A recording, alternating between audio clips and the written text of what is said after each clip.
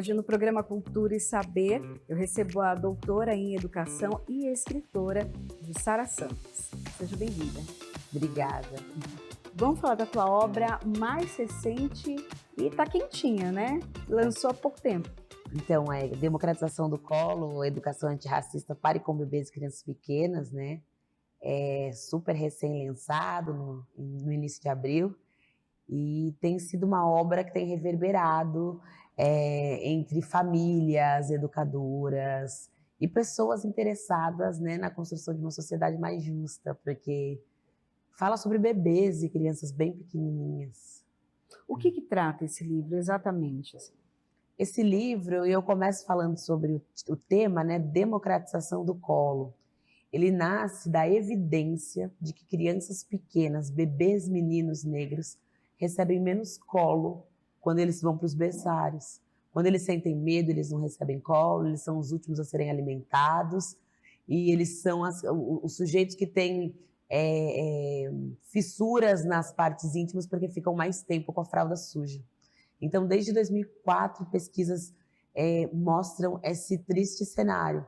E democratização do colo, que para além de vir numa perspectiva metafórica, mas vem também de uma perspectiva de que é isso mesmo, falta colo para meninos negros, traz, além de muitas reflexões, convocações para as pessoas adultas que vivem e educam bebês e crianças, traz também caminhos possíveis para que a gente democratize o colo, o olhar, o afeto, o toque para todos os bebês e crianças. Fala até um pouco mais sobre essa pesquisa, porque ela é alarmante.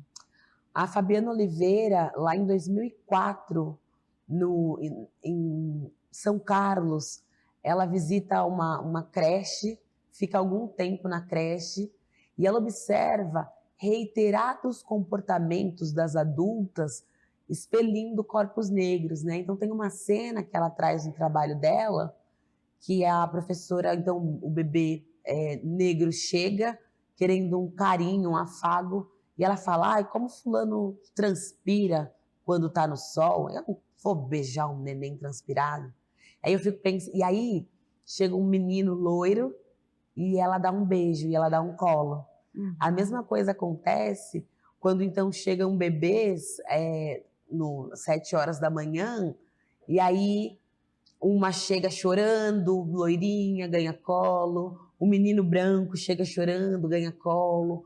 Quando o menino preto chega, ela senta e dá a perna para ele assim. Pega aqui na perna da Pro. Então, Fabiana Oliveira traz esse dado. Eliane Cavaleiro, mesmo antes da Fabiana Oliveira, ela pesquisa uma escola municipal de educação infantil aqui na cidade de São Paulo e ela percebe que o silenciamento diante do racismo geralmente é a escolha das professoras, seguido de é uma brincadeira. Então, as pesquisas, elas me trouxeram... E eu fui educadora de bebês e crianças pequenas. Eu fiz isso durante 12 anos. E a minha experiência enquanto educadora de bebês fez com que eu escrevesse o livro que eu queria dar para as minhas colegas de presente, né? Então, evidências de racismo e que eu percebo nas pesquisas, mas também que eu percebo em loco, faz com que eu escreva o livro que eu gostaria de presentear minha colega de trabalho quando então ela negligenciava um cuidado, quando ela negligenciava um olhar, ou quando ela não queria tocar no cabelo crespo da menina negra, que falava, pô, pentei o meu também. Né? Então, hoje eu tenho um presente, porque, bom, eu faço palestras Brasil afora, mas se não querem contratar a palestra, né? Então, acho que hoje tem um material para presentear, e que eu posso presentear você, as pessoas da sua família, todos. Eu acho que todo e qualquer adulto, né, quando me perguntam para quem que é, destinado a quem o seu livro? Todas as pessoas preocupadas com a construção de uma sociedade mais justa. E você acha que esse tipo de comportamento, ele acontece sem que a pessoa tenha a intenção de fazer ou já é uma coisa intencional? O que você acha? Eu penso que o racismo estrutural, ele é uma marca da sociedade brasileira e que está encruado e que está né, em todas as pessoas, né? Então, se o Brasil é construído a partir da exploração, a partir do racismo, né? Quando a professora está diante dos bebês, ela, considerando o racismo estrutural, sem pensar e sem ter uma prática intencional, ela discrimina, ela segrega, ela acolhe primeiro o bebê branco, ela acha o bebê branco mais bonito. Então, eu penso que existe uma construção racista, né, em voga, e existe também, é evidente, né, não dá para eu estou fazendo inferência, é um fato racismo estrutural, Uhum. mas sobre, né, a intencionalidade do sujeito, eu estou inferindo que em alguns momentos existe eu não gosto desse corpo, esse corpo me irrita, eu acho feio e eu não quero mesmo pegar, né? E eu, enfim, tenho uma aversão a alguns corpos, né? E infelizmente, reiteradas vezes, são corpos negros que são rejeitados e rechaçados Uhum. desde o berçário. E o que que pode gerar numa criança, né, num bebê, esse tipo de, situação, né, ele ser ali rejeitado? É, é bem triste quando a gente entra nos espaços de educação infantil e diante de uma criança negra, a professora fala, né? Não, porque eu fiz a minha pesquisa de mestrado numa escola de educação infantil. Assim que eu cheguei, uma professora já tratou de dizer: Fulana é tímida, viu? E aí eu percebi a Fulana muito cabisbaixa, calada, insegura. Mas essa Fulana, quando me tem lá como uma figura que conversa com eles, que está com eles, eu vejo que ela não é calada, ela não é cabisbaixa, ela não é tímida. Ela é esquecida, ela é silenciada, ela é desvalorizada. Então, eu penso que uma marca contundente, algo né, bebês bem pequenininhos e crianças pequenas, eles silenciam, eles ficam apáticos, eles ficam. E aí as pessoas simplificam falando, né? Ah, é timidez, mas não é. Tem uma vertente, né, da educação de bebês que pensa, que acredita que a motricidade livre, que deixar brincar livre, fazer tudo que o bebê consegue fazer por ele, é importante para os processos de aprendizagem. E eu concordo. Mas acontece que com os bebês negros, o abandono, o não olhar, o completo não fazer nada por ele, mesmo que ele não consegue fazer sozinho, contribui para que ele seja inseguro, que ele demore mais para falar, que ele demore mais para se comunicar, ou ainda que ele reproduza toda essa violência, às vezes silenciosa, às vezes não, porque existem muitos atos violentos no jeito de colocar a colher na boca de um bebê negro, no jeito de trocar a fralda de um bebê negro. Ele também reproduz o jeito que tocam o corpo dele, o jeito que fazem com o corpo dele, ele faz com o colega. E aí ele vira a pesquisa da Fabiana Oliveira atrás, né? O trovão. Ai, na minha sala tem um trovão. Aí quando vai ver quem é o trovão, é um menino negro. Ah, na minha sala também tem um trovão. Vai, é outra sala, outra professora, também é um menino negro. Ai, mas na minha sala tem um anjinho. É geralmente uma menina loira.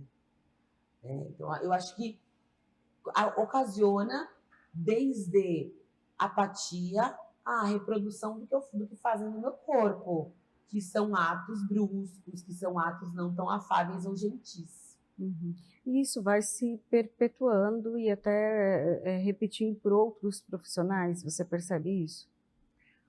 Eu acho que é uma pergunta bem interessante. Eu tenho conversado com médicas, pediatras, e falado para elas, é preciso considerar os corpos dos bebês pretos tão dignos de cuidado e atenção como dos bebês brancos que chegam, que são pesados, que são ouvidos, que são, ai, que bonitinho, né? Eu tenho conversado com médicas, tenho conversado com pessoas que trabalham com publicidade, para esse olhar, né? O cuidado, democratiza o olhar, não coloca só na propaganda porque tá bonito o bebê negro, mas como que você coloca, como que tá esse cabelo, será que tem estereótipo na forma de trazer esse bebê, né? Então eu tenho conversado com bastante profissionais de diversas áreas, que são áreas, fim mesmo, que estão lá com o bebê, mas às vezes são área meio, que o bebê vai passar por ele. Por exemplo, tem uma marca de fraldas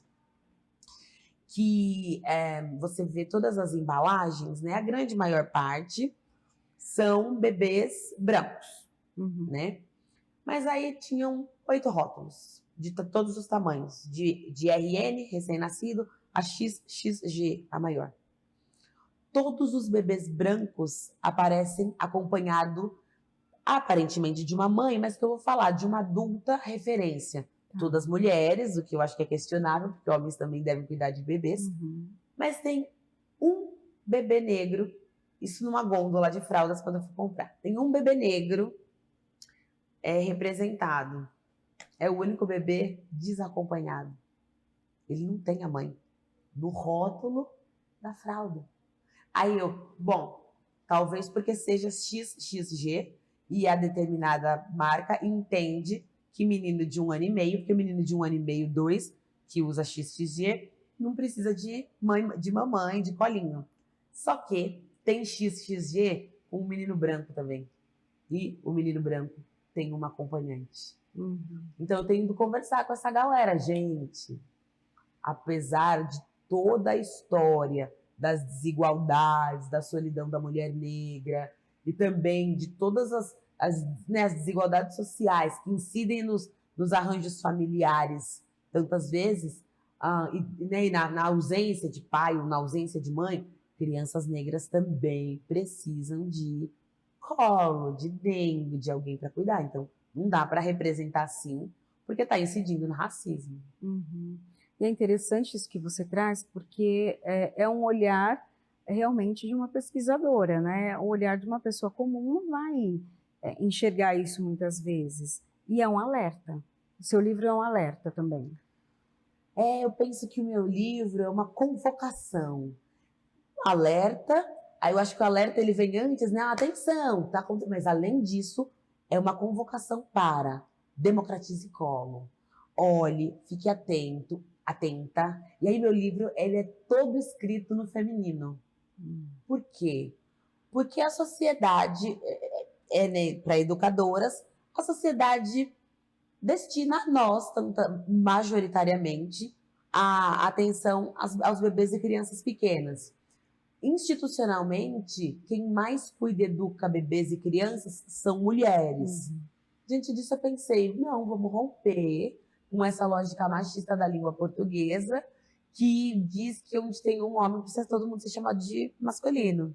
Então, considerando que é um livro que deve ser lido por todas as pessoas e é responsabilidade dos homens também cuidar e educar bebês e crianças pequenas, mas se majoritariamente nós somos as educadoras, então que seja uma femenagem, não uma homem, mas uma femenagem para nós mulheres. Essa foi a primeira luta empreendida muito tranquilamente quando eu conversei com as pessoas da editora. Não, é isso, vamos então falar no feminino, trazer o seu livro no feminino do começo ao fim.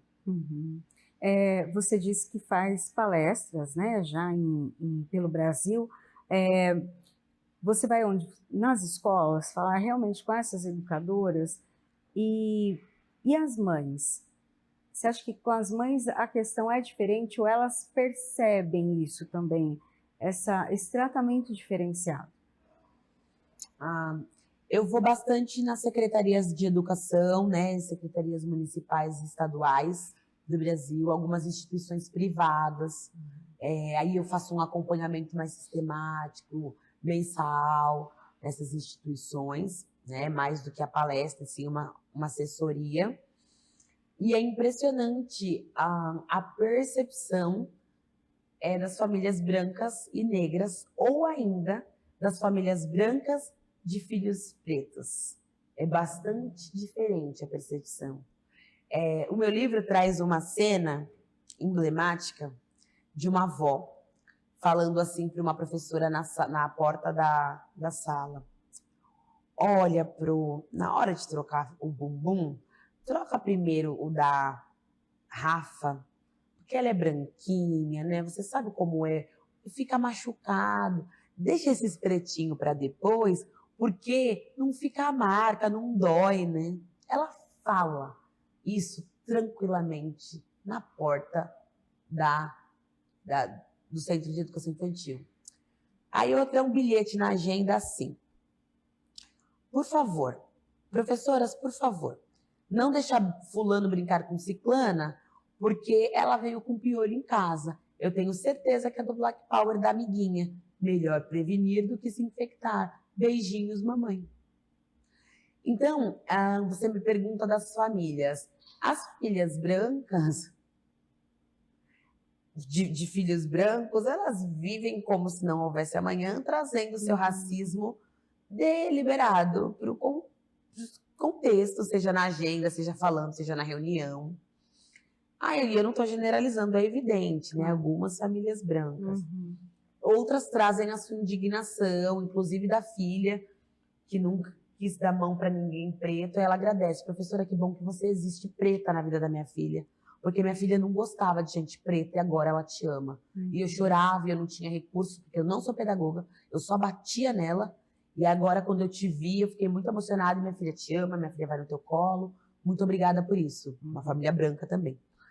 Já as famílias negras, algumas ficam bastante tensas em relação ao racismo e o quanto é ruim as vivências que os filhos têm. As famílias pretas sofrem, elas choram. As crianças tantas vezes se evadem, saem da escola, são expulsas da escola por conta do racismo. Os bebês são expulsos da escola por conta do racismo. Por quê? Então a família não leva mais. E a criança deixa de ter o direito garantido porque sofreu racismo.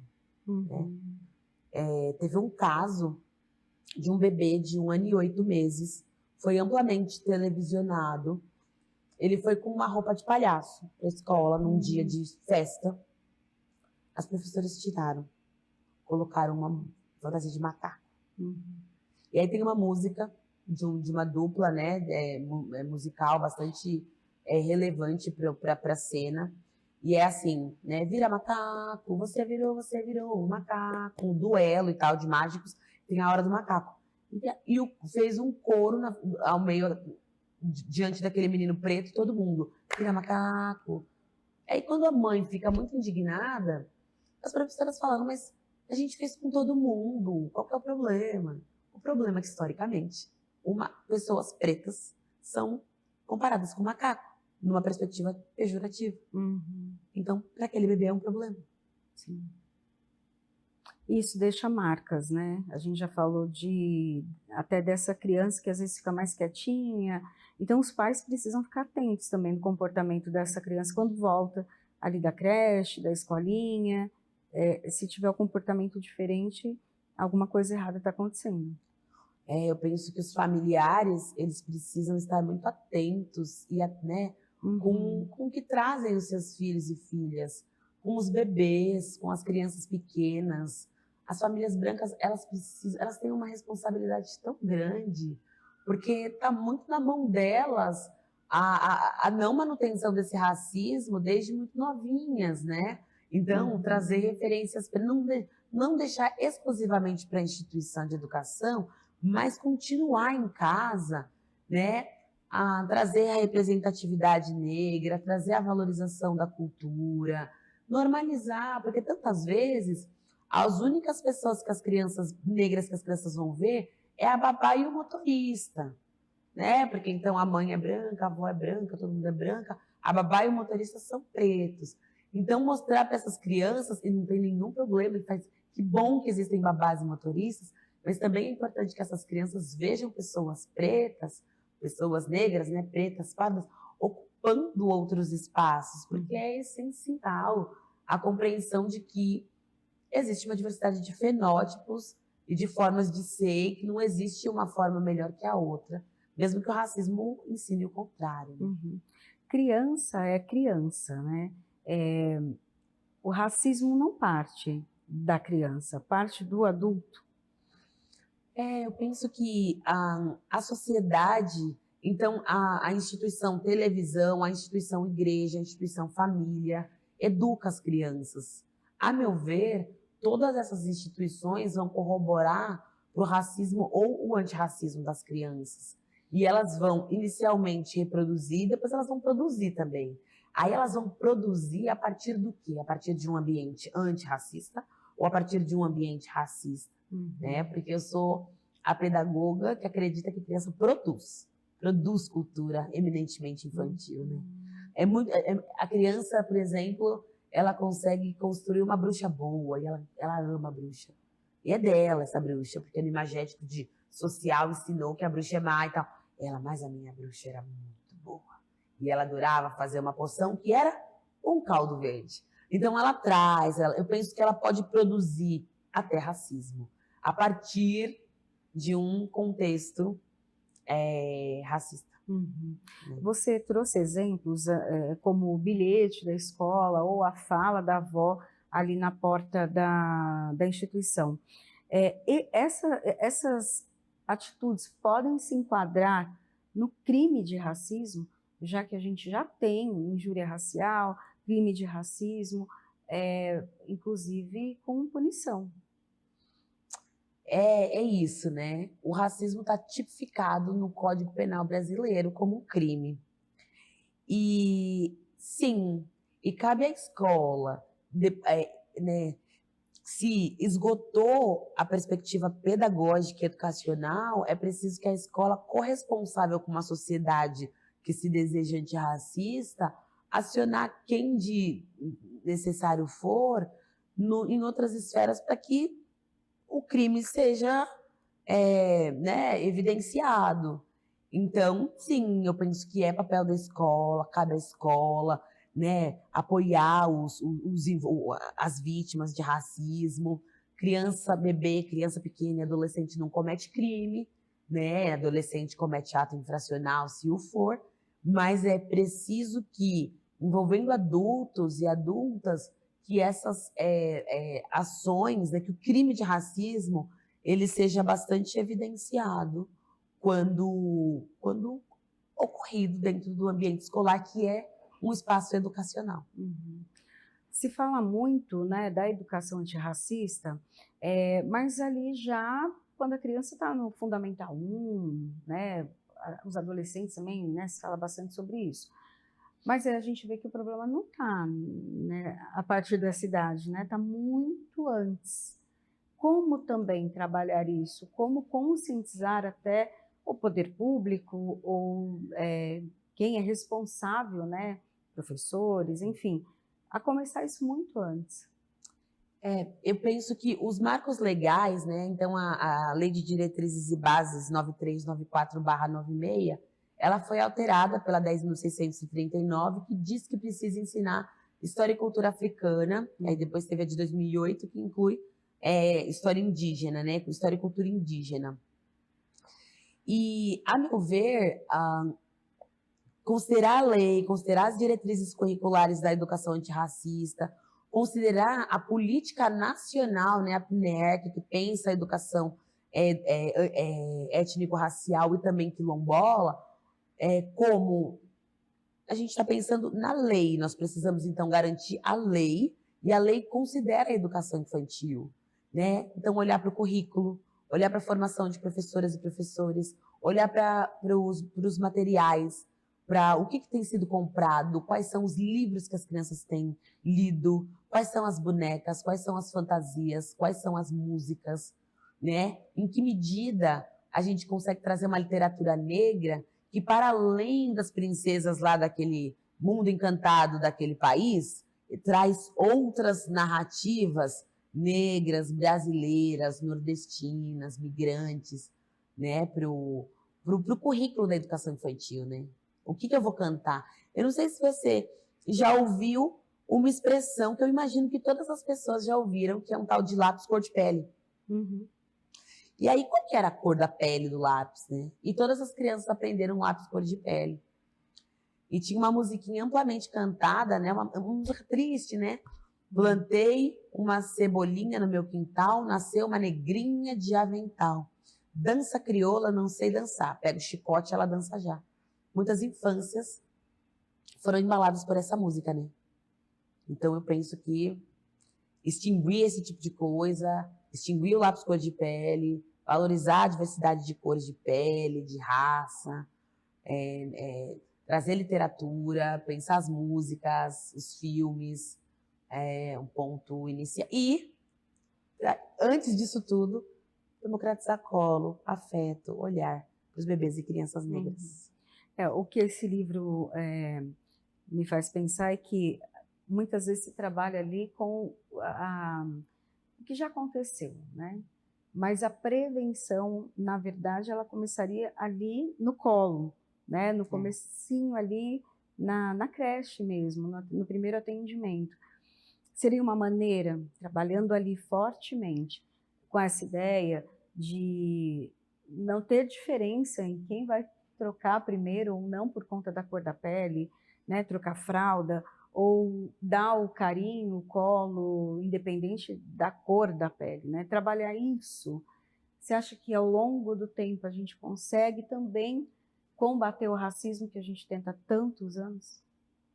Eu penso que se as crianças negras, eu costumo dizer que se os espaços de educação infantil forem bons para os meninos negros, certo? Foram lugares gostosos, felizes, agradáveis, né?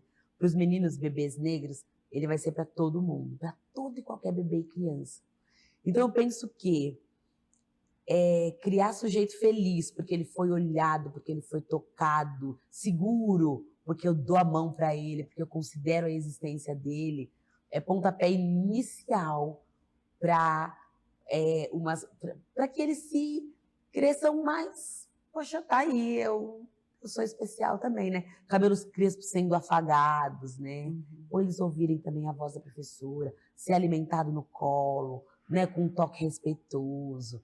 Eu penso que isso tudo é o início de vivências que vão contribuir para a autonomia desses bebês negros. E você também participou do currículo, né, do estado, da cidade de São Paulo. Conta pra gente. Então, juntamente com a Silvane Silva, em 2021, nós escrevemos o currículo da cidade de São Paulo, então orientações pedagógicas, educação antirracista.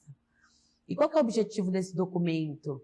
É fomentar reflexões e práticas antirracistas de janeiro a janeiro, porque a gente entende que não é só em novembro, né? E nem em datas efemérides. Precisa ser de janeiro até janeiro. Mas quem que está na escola em janeiro? Diretora, coordenadora. Então precisa pensar uma prática antirracista desde janeiro até o outro janeiro. E subsidia as ações das educadoras e educadores, né? Pensando, então, a adoção de práticas antirracistas, né? E vai contribuir para as reuniões pedagógicas, para as formações dos educadores e para todo o processo de trabalho e ainda contribui para que os educadores se sintam mais confortáveis na tomada de suas decisões. Bom, quero agradecer hoje a conversa com Jussara Santos, que é doutora em educação e também escritora. Falou com a gente sobre o livro Democratização do Colo. Muito obrigada. Eu que agradeço, muito obrigada.